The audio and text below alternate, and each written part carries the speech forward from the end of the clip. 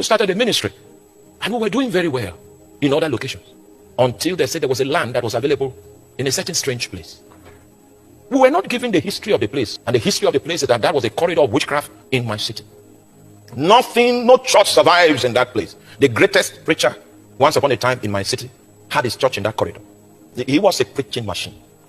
Those days, if he takes a hold of the microphone, if you came to church sick, you will not even know when you slip out of the sickness. Not because you felt anything, it's because the guy is a preacher. Jesus Christ. And he operated in that corridor. By the time we came to buy that land, that church had only 2 members.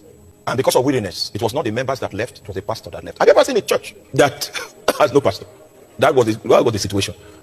We didn't know the history. We were full of zeal.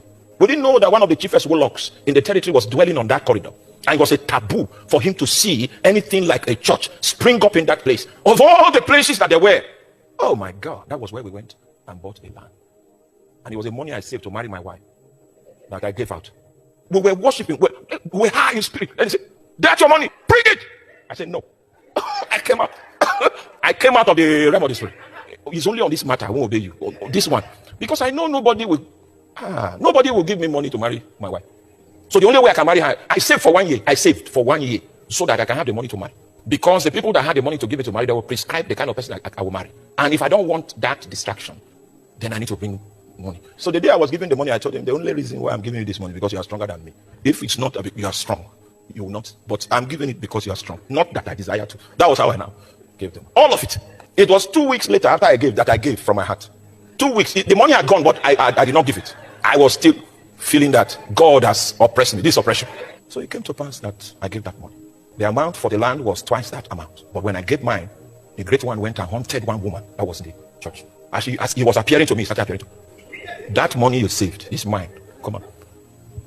He didn't trouble the woman until I obeyed. Then he hopped on the woman. In 3 days, we had the money for the land. So we didn't even care to check the history of the place. We paid. When we paid, they went and did something there and said we will never be able to build. We built the place and we opened it with 70 days of prayer and fasting, speaking in tongues, ministering to the territory. That's where the stronghold is. That's where the altars are. We were praying in the spirit. We were praying in the spirit. I was moving.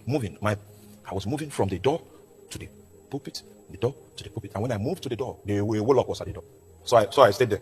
He was doing incantation. I was speaking in tongues. He was doing incantation. I was speaking in tongues. He was doing incantation. I was speaking. We were there for 35 minutes. After that exercise, he moved back to his house. I continued my prayer.